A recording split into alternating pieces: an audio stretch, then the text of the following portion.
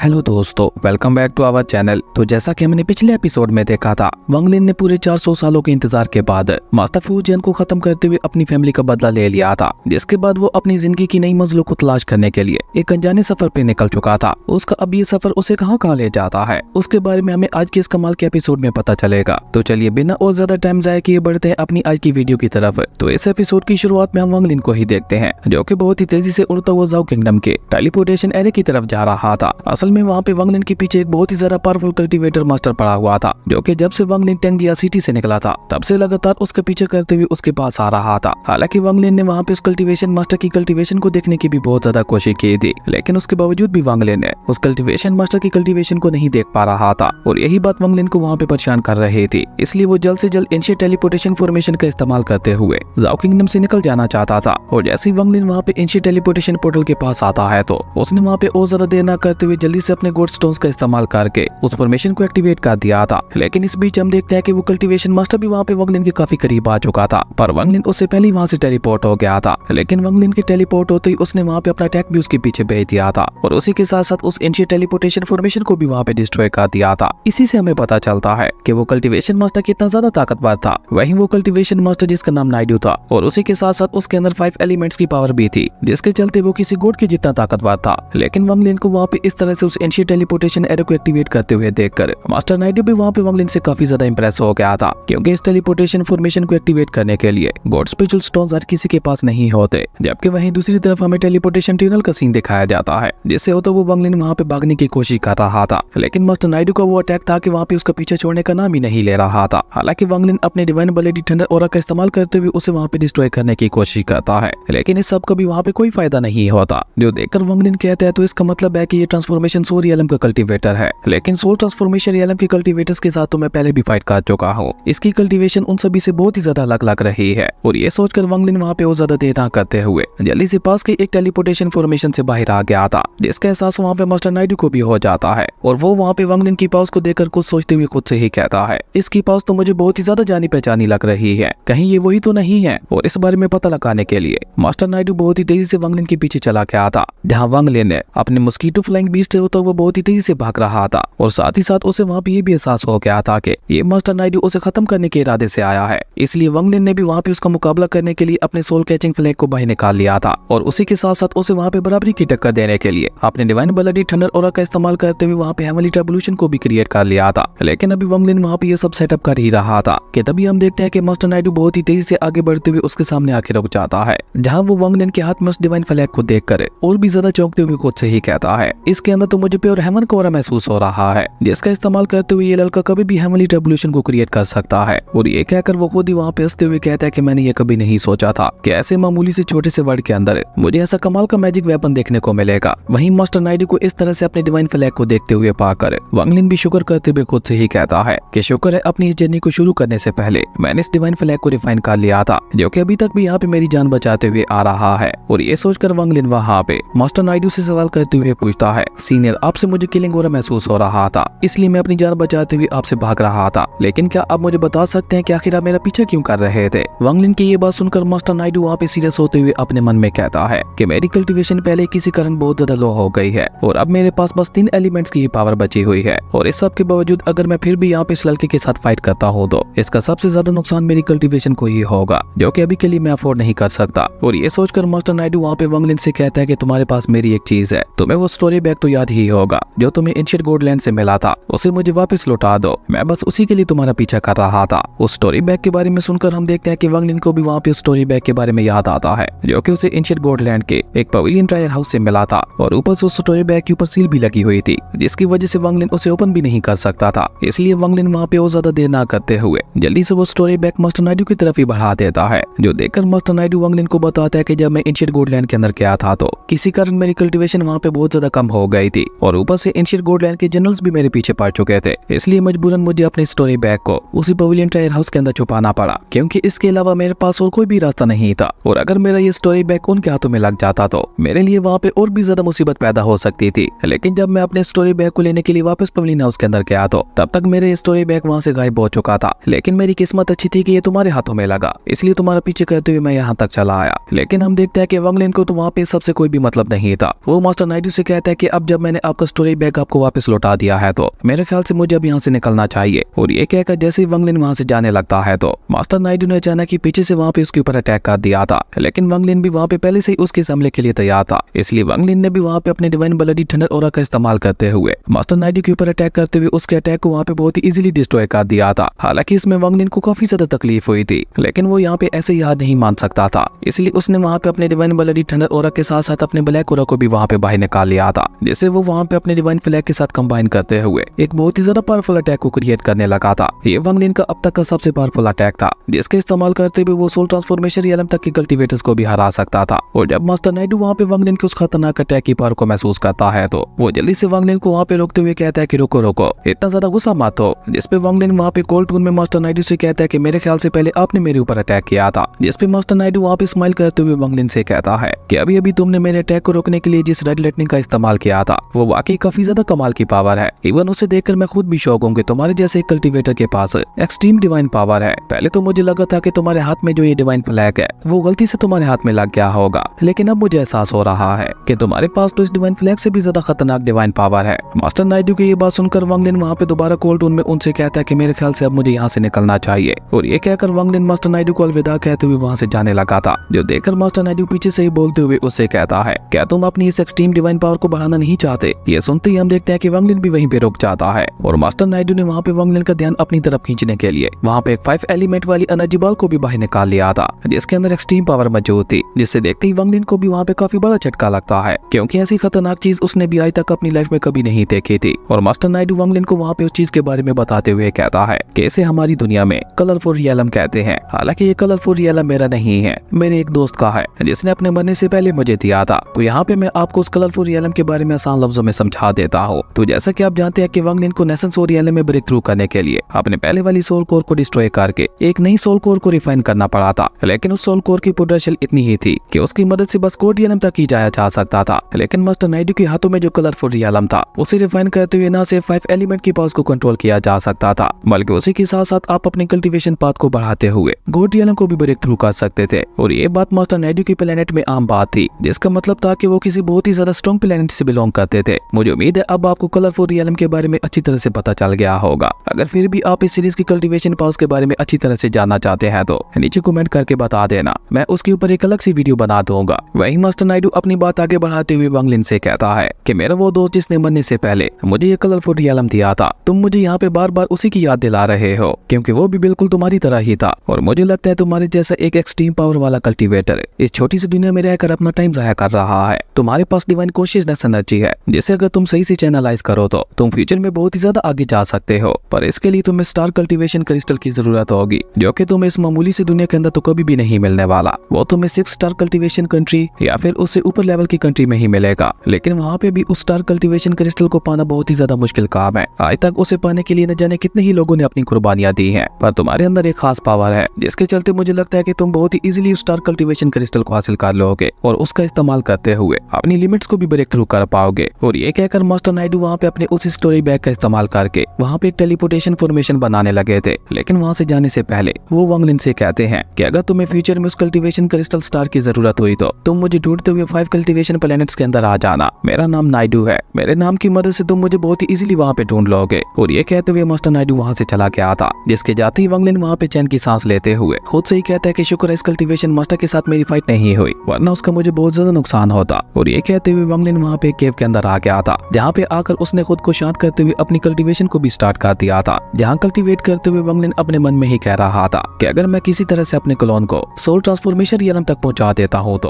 उसकी मदद से मैं खुद ही यहाँ पे स्टार कल्टीवेशन क्रिस्टल को रिफाइन कर पाऊंगा। और अगर एक बार स्टार कल्टीवेशन क्रिस्टल मेरे हाथ में लग गया तो फिर तो मुझे गोड रियलम में ब्रेक थ्रू करने से कोई भी नहीं रोक पाएगा। और ये सब मुझे जल्द से जल्द करना होगा, क्योंकि वंग लिन के पास सिर्फ 1000 साल का समय था। 1000 साल बाद टाउ सैन एंशिएंट गोडलैंड से आजाद हो जाने वाला था, और क्योंकि अब वंग लिन एंशिएंट गोड टाउ सी का सक्सेसर था तो इसलिए वो आजाद होते ही सबसे पहले वंग लिन को भी खत्म करने के लिए आने वाला था, ताकि वो वंग लिन को मारकर उसे एंशिएंट गोड टाउ सी की इनहेरिटेंस को छीन सके। इसलिए वंग लिन जल्द से जल्द गोड रियलम में ब्रेक थ्रू करना चाहता था, और इसके लिए सबसे ज्यादा जरूरी था वंग लिन के लिए हेवन पावर को समझ पाना, जिसके ऊपर वंग लिन ने पिछले 400 सालों से बिल्कुल भी ध्यान नहीं दिया था, क्योंकि उस समय उसकी जिंदगी का सिर्फ एक ही मकसद था, और वो था फूजियन से अपना बदला लेना। लेकिन अब उसके रास्ते में जो मुसीबतें आने वाली थी उसके लिए उसे जल्द से जल्द गोड रियलम में ब्रेक थ्रू करना ही था, और इसके लिए उसे सबसे पहले हेवन पावर को समझना था, पर ये काम वांग लिन अपने क्लोन से करवाना बेहतर समझता है। और इस तरह देखते ही देखते वांग लिन ने वहाँ पे अपनी बॉडी से अपने क्लोन को बाहर निकाल लिया था, जिसके इस्तेमाल करते हुए पिछली बार वांग लिन ने नेशन सोरियला में ब्रेक थ्रू किया था, और अब यही क्लोन उसके गोरियला में भी ब्रेक थ्रू करने में मदद करने वाला था। खैर उसके बाद सीन चेंज होते रहे, फोर फिक्शन अलायंस का सीन दिखाया जाता है,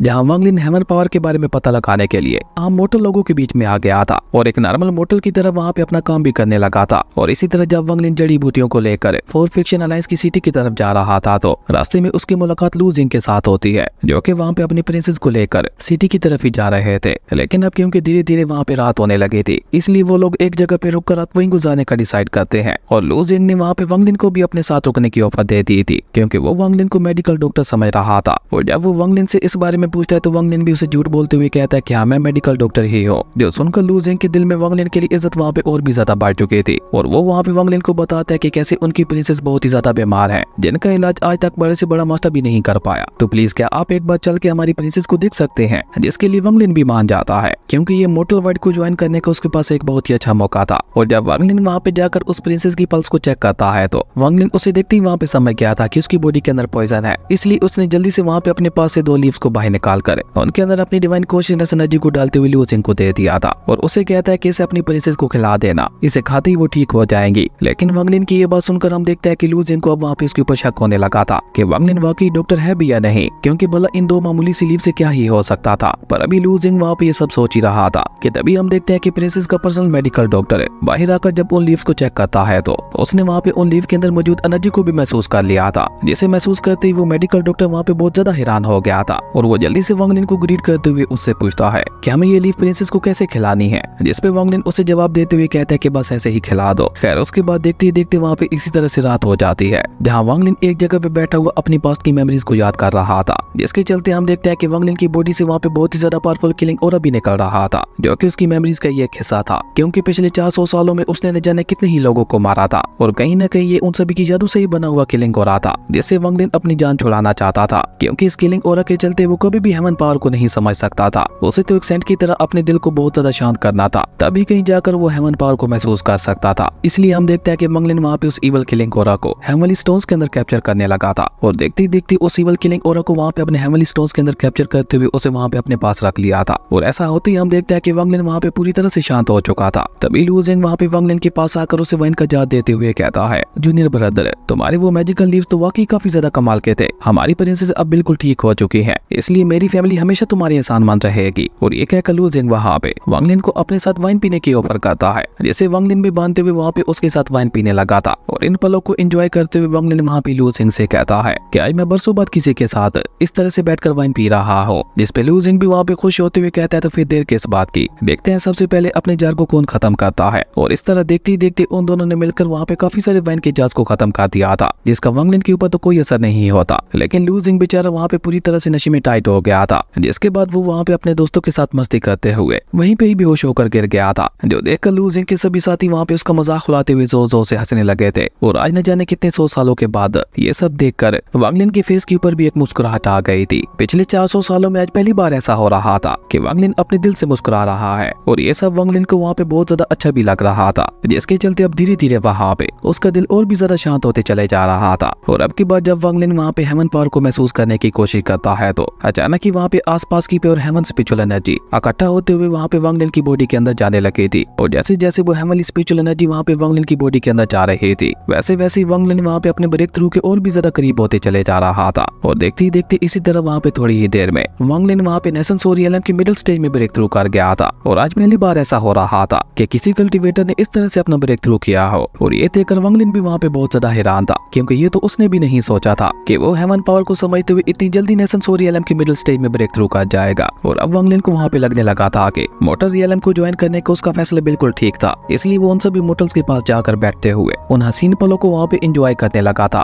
क्योंकि इस सब से वांग लिन को वहाँ पे हेवन पावर को महसूस करने में बहुत ही ज्यादा मदद मिल रही थी। खैर उसके बाद सीन चेंज होता है, हमें अगले दिन फोर फिक्शन अलायंस की कैपिटल सिटी का ही सीन दिखाया जाता है, जहाँ वांग लिन भी लू जिंग के साथ आ गया था। और वांग लिन वहाँ पे कैपिटल सिटी को बहुत ही गौर से देखते हुए आगे बढ़ रहा था। लेकिन इसी तरह से वहाँ पे आगे बढ़ते बढ़ते उसकी नजर वहाँ पे एक ब्लैक पिलर के ऊपर पड़ती है, जिसके ऊपर वांग लिन को वहाँ पे काफी ज्यादा पावरफुल स्पिरिचुअल एनर्जी भी महसूस हो रही थी। और जब वांग लिन उनके बारे में लू जिंग से पूछता है, तो लू जिंग उसे वहाँ पे जवाब देते हुए बताता है कि इन सभी ब्लैक पिलर्स को इमोर्टल टॉम्ब भी कहा जाता है। असल में इन सभी के अंदर अंदर इमोर्टल्स रहते हैं, तो तुम जितना हो सके उन सभी से दूर ही रहना। और हाँ, अगर तुम्हें कैपिटल सिटी के अंदर कोई भी परेशान करे तो तुम बिला झिझक मेरे पास आ जाना। मैं तुम्हारी मदद करने की अपनी पूरी कोशिश करूंगा, क्योंकि हमें बायोन सेट की सपोर्ट है, जो कि फोर फैक्शन अलायंस के सबसे बड़े क्लैंस में से एक है। और ये कहकर लू जिंग वहाँ पे वांग लिन के सामने बायोन सेट की तारीफों के पुल बहाने लगा था, जो कि असल में एक इमोर्टल सेक्ट था। लेकिन उसके बावजूद भी वो लोग लू जिंग की फैमिली को सपोर्ट किया करते थे, इसलिए लू जिंग भी दिल से उनके साथ वफादार था। असल में बेचारा लू जिंग बचपन से ही अपनी फैमिली को सपोर्ट करने के लिए कामों में पड़ गया था, वरना उसका भी सपना एक इमोर्टल कल्टीवेटर बनने का था। लू जिंग की सारी बातें सुनकर जब वांग लिन वहाँ पे लू जिंग की स्पिरिचुअल रूट को चेक करता है, तो उसकी स्पिरिचुअल रूट बाकी इमोर्टल से काफी ज्यादा ताकतवर दिखाई दे रही थी, जिसका मतलब था कि अगर वो इमोर्टल कल्टीवेशन के ऊपर ध्यान दे तो वो बहुत ही जल्द एक इमोर्टल कल्टीवेटर बन सकता था।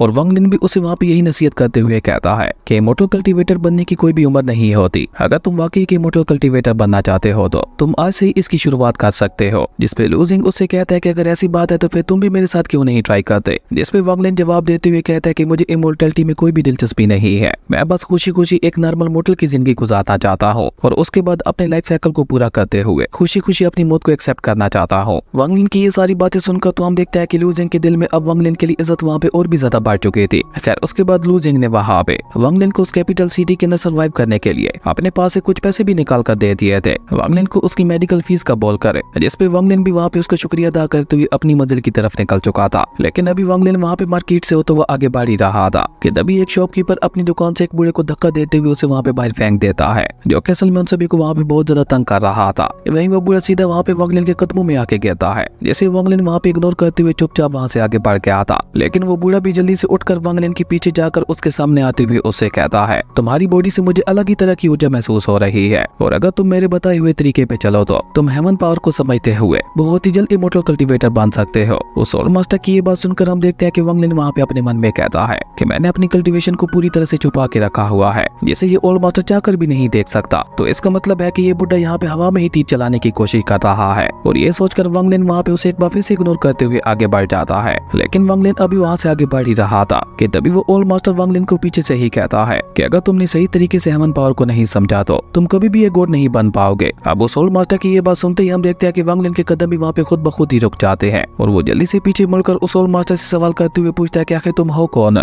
जिसपे वो ओल्ड मास्टर वांग लिन से कहता है कि मैं कौन हूँ इस सब के बारे में तुम्हें जानने की कोई भी जरूरत नहीं है, तुम बस इतना जान लो कि मैं उस कल्टीवेशन पाथ को जानता हूँ जिसके ऊपर चलकर तुम एक गॉड बन सकते हो। उस ओल्ड मास्टर की ये बात सुनकर वांग लिन को वहाँ पे एक बहुत बड़ा झटका लगता है, और वो वहाँ पे जल्दी से उस ओल्ड मास्टर को ग्रीट करके उसे सवाल करते हुए पूछता है, तो क्या आप मुझे उस कल्टीवेशन पाथ के बारे में बता सकते हैं। जिसपे वो ओल्ड मास्टर वांग लिन से कहता है कि हाँ, मैं तुम्हें उसके बारे में बता तो दूंगा, लेकिन पहले तुम्हें मुझे किसी रेस्टोरेंट में चलकर अच्छा सा खाना खिलाना होगा। जिसके लिए वांग लिन भी वहाँ पे मान गया था, और वो उस ओल्ड मास्टर को लेकर एक अच्छे से रेस्टोरेंट के अंदर आ जाता है, जहाँ उस बुढ़े ने तो वहाँ पे खाने की तबाही मचाना शुरू कर दी थी। ऐसा लग रहा था कि आज वो अकेले ही वहाँ पे पूरे रेस्टोरेंट को खा जाएगा, और वेटर भी वहाँ पे ये सब आंखें फाड़े देख रहा था कि भला एक बुढ़ा इतना ज्यादा खाना कैसे खा सकता है। लेकिन वांग लिन ने वहाँ पे उस वेटर को पैसे देकर रवाना कर दिया था। जिसके बाद वांग लिन उस ओल्ड मास्टर से सवाल करते हुए पूछता है, तो बताओ मुझे मैं एक गॉड कैसे बन सकता हूँ। क्योंकि वांग लिन के दिल में यहाँ पे एक उम्मीद जाग उठी थी कि शायद ये ओल्ड मैन हेवन पावर के बारे में कुछ खास जानता होगा, और अगर वांग लिन को वहाँ पे उस मेथड के बारे में पता चल जाता तो उसे गॉड रियलम को अचीव करने में और भी ज्यादा आसानी हो जाती। वहीं वो ओल्ड मैन अपना सारा खाना खत्म करने के बाद,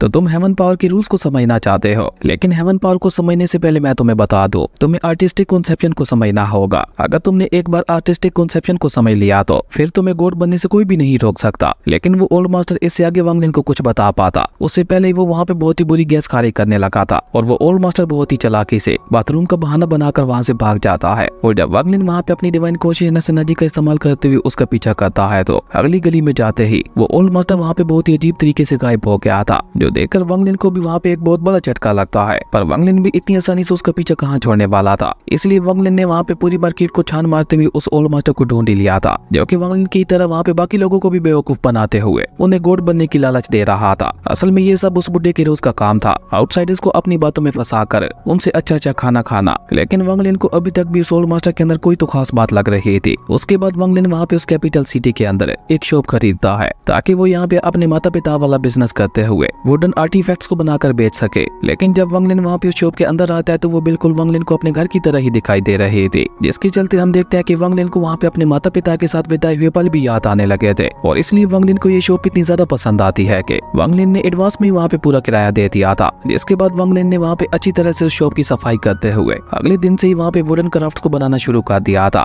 जिसका मतलब था कि अब वांगलिन ने वहाँ पे पूरी तरह से खुद को एक मोटल में डाल लिया था और वो इस मोटल की जिंदगी को वहाँ पे पूरा एंजॉय कर रहा था। और ये लाइफ वांगलिन को इमोर्टल लाइफ से 1000 गुना ज्यादा बेहतर लग रही थी, क्योंकि इस लाइफ में सुकून ही सुकून था जिसे वो पिछले 400 सालों से मिस करते हुए आ रहा था। लेकिन हम देखते हैं कि वही ओल्ड मास्टर जिसके साथ दिन में वांगलिन की मुलाकात हुई थी, वो वांगलिन के ऊपर नजर रखे हुए था और वांगलिन को वहाँ पे वुडन क्राफ्ट्स बनाते हुए देखकर उसके फेस के ऊपर स्माइल भी आ गई थी। लेकिन उसके स्माइल की एक और भी वजह थी, क्योंकि वो एक होटल में एक लड़की के साथ रुका हुआ था। पर भले ही वो ओल्ड मास्टर वहाँ पे ऊपर से उस लड़की के साथ था, लेकिन वो अपने मन में अभी भी वहाँ पे वांगलिन के बारे में ही सोच रहा था। वो अचानक ही वहाँ पे स्माइल करते हुए कहता है, ओ तो ये नेसन सोरियलम के मिडिल स्टेज का कल्टीवेटर है। और ये कहकर वो ओल्ड मास्टर वहाँ पे स्माइल करते हुए खुद से ही कहता है क्या मुझे उसकी हेल्प करनी चाहिए। और इसी कमाल के सीन के साथ हमारी अमेजिंग एपिसोड यहीं पे खत्म हो गया था। दोस्तों अगर आपको ये वीडियो अच्छी लगी तो लाइक कर दें और अगर चैनल पे नए आए हो तो सब्सक्राइब करते जाना। तो मिलते हैं अगली वीडियो में, तब तक के लिए बाय।